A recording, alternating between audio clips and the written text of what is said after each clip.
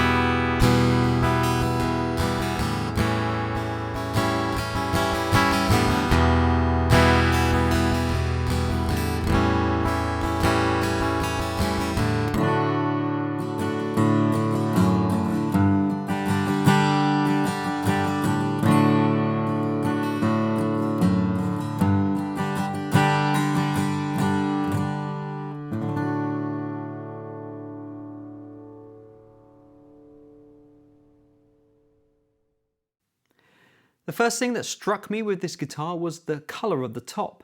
It's a lovely golden honey colour and the wood itself has some nice cross-silking and grain character. It's a very handsome looking top. The back and sides are a dark reddish brown and I really like how the lighter colour of the mahogany binding stands out against the rest of the wood. It frames the guitar well and is keeping with its traditional looks.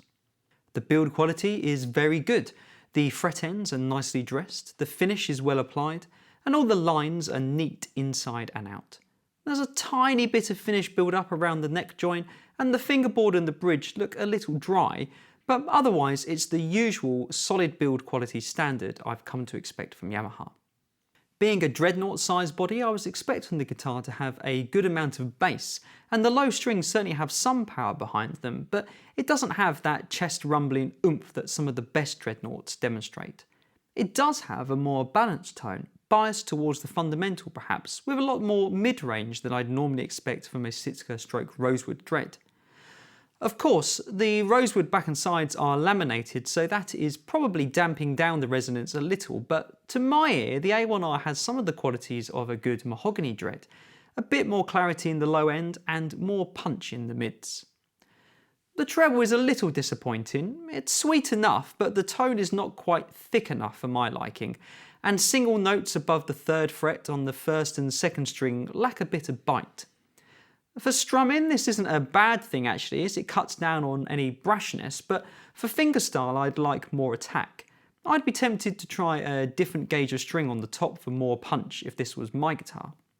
Partly I wonder if the prominence of the mid-range is stealing a bit of space from the treble, and it might be that both the bass and treble develop more richness as the top plays in, but as it stands, it's not quite got that pop on the top notes. Playability wise, the neck has a comfortable, if generic, rounded C/D shape. It's not the sort of neck that really grabs me, but I don't find anything offensive about it either. There's a hint of shoulder where the neck and fingerboard join that some players might find gets in the way if you play with a thumb over the top, but the edge of the fingerboard itself has a rolled feel to it that eliminates any sharp edges. The action is on the high side for my preferences, both at the 12th fret and at the nut, but there's plenty of saddle left for an adjustment, and there's nothing wrong as such with the setup as it stands. The guitar frets cleanly and without too much effort along the entire neck, but if the action were a tad lower, the guitar would feel a bit slinkier. The pickup has a good bass response and doesn't exhibit some of the worst undersaddle traits. The 3-band EQ on the preamp is simple and effective, and I particularly like the sweepable mids, which should help deal with troublesome frequencies through any setup. The tuner is bright and easy to read, although it doesn't mute the output like a lot of built-in tuners do nowadays, so that's a little annoying, particularly if you were using the guitar live and the audience could hear you tuning. At £736, this guitar sits alongside other guitars with a similar spec from a variety of makers. There's a few brands that have an all-solid offering at this price, but a good quality laminate with a solid top seems to be the standard in the £500 to £800 range. Whilst I wouldn't say this guitar jumps out from the competition, it certainly holds its own and wouldn't be soundly beaten on any criteria alongside its peers. A quick internet search did reveal a street price of closer to £500, at which point I think the A1R starts to look very attractive. It has the trusted build quality and tone that I've come to expect from Yamaha, it has a decent and usable pickup, and my experience with Yamaha has been that they make reliable, hard-working guitars that musicians can trust to deliver in a variety of situations.